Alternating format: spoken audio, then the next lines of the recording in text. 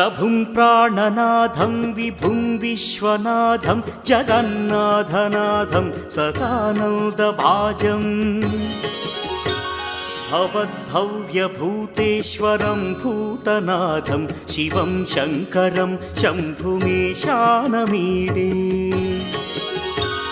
गळेरुण्डमालं तनौ सर्पजालं महाकालकालं गणेशाधिपालम्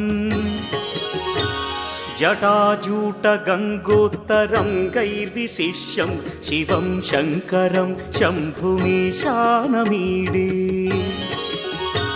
मुदामाकरं मण्डनं मण्डयन्तं महामण्डलं भस्मभूषाधरन्तम् अनादिं ह्यपारं महामोहमारं शिवं शङ्करं शम्भुमीशानमीडे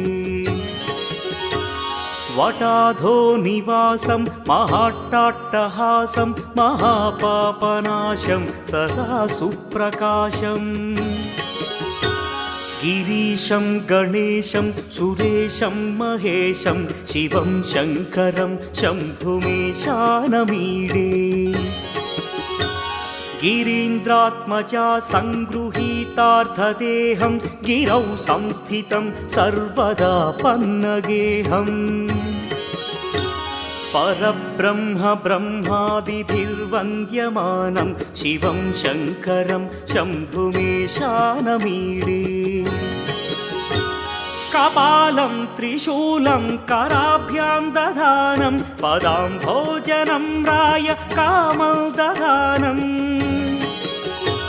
बलिवर्धयानं सुराणां प्रधानं शिवं शङ्करं शम्भुमीशानमीडे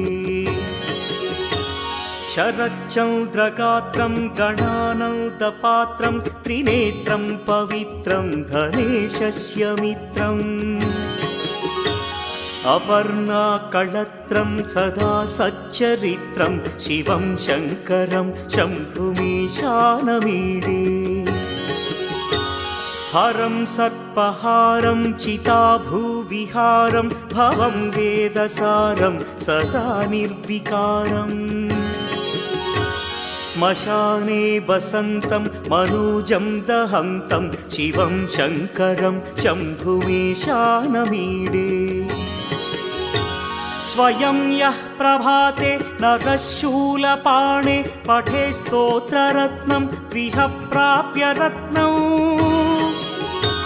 सुपुत्रं सुधान्यं सुमित्रं कळत्रं विचित्रैः समाराध्य मोक्षं प्रयाति।